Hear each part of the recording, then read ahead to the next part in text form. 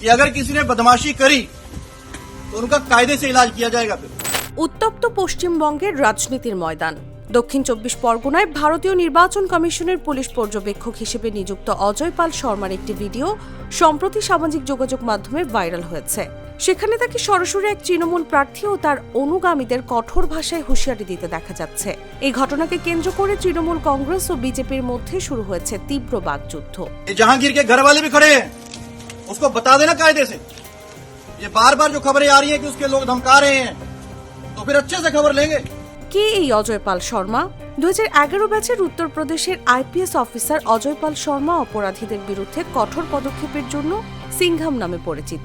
বর্তমানে প্রয়াগরাজের এসিপি হিসেবে কর্মরত এই কর্মকর্তাকে ভারতীয় নির্বাচন কমিশন অত্যন্ত সংবেদনশীল দক্ষিণ ২৪ পরগনা জেলায় পাঠিয়েছে, যা তৃণমূলের সেকেন্ড ইন কমান্ড অভিষেক বন্দ্যোপাধ্যায়ের শক্তিশালী ঘাঁটি হিসেবে পরিচিত। এই কর্মকর্তা উত্তরপ্রদেশে একাধিক এনকাউন্টারের জন্য আলোচিত ও সমালোচিত।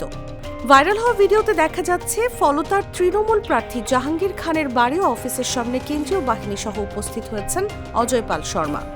স্থানীয়দের কাছ থেকে ভোটারদের ভয় দেখানোর অভিযোগ পেয়ে তিনি সরাসরি হুঁশিয়ারি দিয়ে হিন্দিতে বলেন, বারবার খবর আসছে জাহাঙ্গীরের লোকজন ভয় দেখাচ্ছে, এমনটা চললে কঠোর ব্যবস্থা নেব, পরে যেন কাঁদতে বা অনুতাপ করতে না হয়। তৃণমূল প্রার্থী জাহাঙ্গীর খান এই অভিযোগ অস্বীকার করে পাল্টা দাবি করেছেন। বিজেপিকে সুবিধা করে দিতেই শর্মা বেআইনিভাবে তার পরিবার ও নিরাপত্তার রক্ষীদের হুমকি দিচ্ছেন। এই ভিডিও প্রকাশ্যে আসার পর বিজেপি দাবি করেছে, যারা বেশি বুদ্ধি দেখাবে তাদের উচিত শিক্ষা দেয়া হবে।